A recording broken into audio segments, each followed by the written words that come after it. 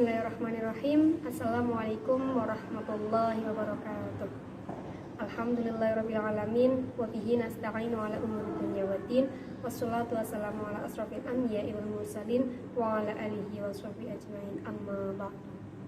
Yang saya hormati Ibu dosen pengampu mata kuliah praktek public speaking serta teman-teman 4 KPIB yang semoga senantiasa dirahmati oleh Allah Subhanahu wa taala. Puji syukur kita haturkan kehadirat Allah Subhanahu wa taala yang telah melimpahkan rahmat sehingga kita masih diberikan umur hingga saat ini. Shalawat dan salam Allah semoga senantiasa tercurahkan kepada beliau junjungan kita Nabi Agung Muhammad sallallahu alaihi wasallam. Salah satu cara bersaudara dengan makhluk Allah yang biasa kita lakukan yaitu dengan menjaga tali silaturahmi. Silah artinya connect atau menghubungkan, sedangkan rahim artinya cinta kasih. Jadi pemaknaan kata silaturahmi di sini adalah menghubungkan tali kasih antar sesama makhluk Allah.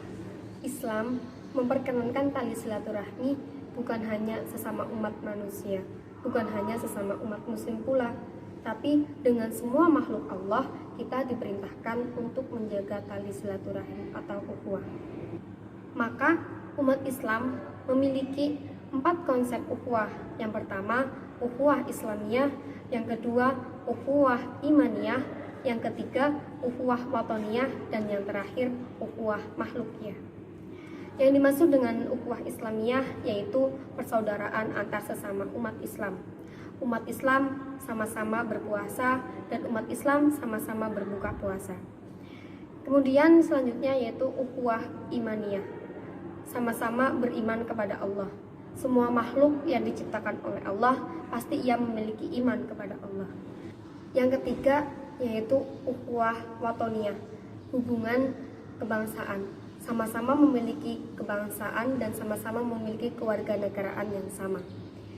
Selanjutnya yaitu ukhuwah makhlukiyah. Ukhuwah makhlukiyah di sini adalah hubungan sama-sama makhluk ciptaan Allah dan sama-sama memiliki takdir, qadar dan qadar yang telah ditetapkan oleh Allah Subhanahu wa taala. Konsep ukhuwah ini akan mencapai titik kesempurnaan apabila terbangun dengan sinergi yang baik. Teman-teman yang dirahmati Allah, izinkan saya di sini untuk sedikit menjelaskan pengimplementasian ukhuwah makhlukiyah, hubungan antar sesama makhluk Allah.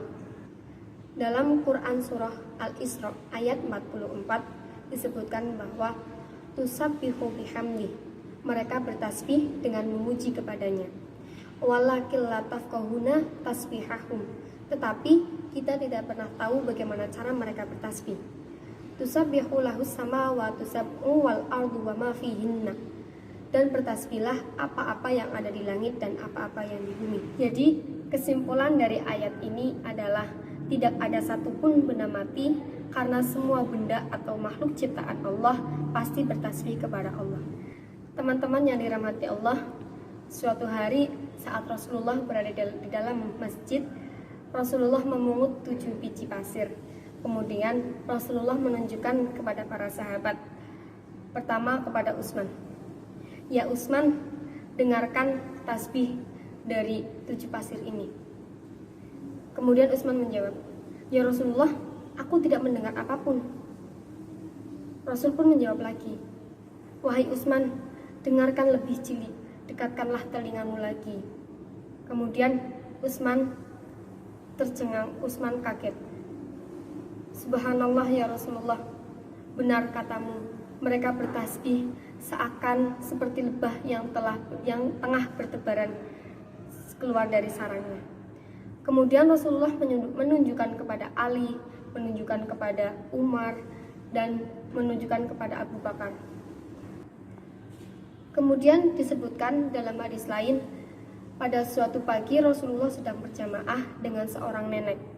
Namun saat Rasulullah berdoa, banyak sekali yang mengaminkan doa Rasulullah. Nenek pun bertanya kepada Rasulullah, wahai Rasulullah, yang berada di dalam masjid ini hanya aku dan engkau. Tapi kenapa ketika engkau berdoa banyak sekali yang mengaminkan doa kita? Rasul pun menjawab, Mereka adalah batu-batu yang ada di tembok-tembok itu. Mereka ikut mengaminkan doa kita dan mereka ikut bertasbih kepada Allah. Teman-teman yang dirahmati Allah, ini adalah bukti bahwa Rasulullah memiliki jalinan ukhuwah makhlukiyah dengan makhluk Allah. Tidak hanya dengan manusia, tidak hanya dengan sesama orang yang beriman. Bahkan Rasulullah memiliki jalinan tali silaturahmi makhlukiyah dengan manusia, tumbuhan, hewan, bahkan benda-benda. Jadi, janganlah kalian mematahkan ranting tanpa adanya alasan, dan janganlah kalian membakar atau mematikan serangga, karena Allah lah yang berhak mematikan makhluknya. Tidak ada hak untuk makhluk mematikan makhluk Allah yang lain. Ini adalah bukti bahwa kita harus menjalin tali silaturahmi, baik dengan sesama manusia, dengan hewan, dengan tumbuhan, bahkan dengan semua makhluk yang diciptakan oleh Allah Subhanahu wa Ta'ala. Kita harus saling menyayangi dan kita harus saling melindungi. Barang siapa yang menyayangi makhluk Allah di bumi, maka langit pun akan menyayanginya. Sekian yang dapat saya sampaikan, kurang lebihnya mohon maaf. Wallahul muwaffiq ila aqwamit thoriq.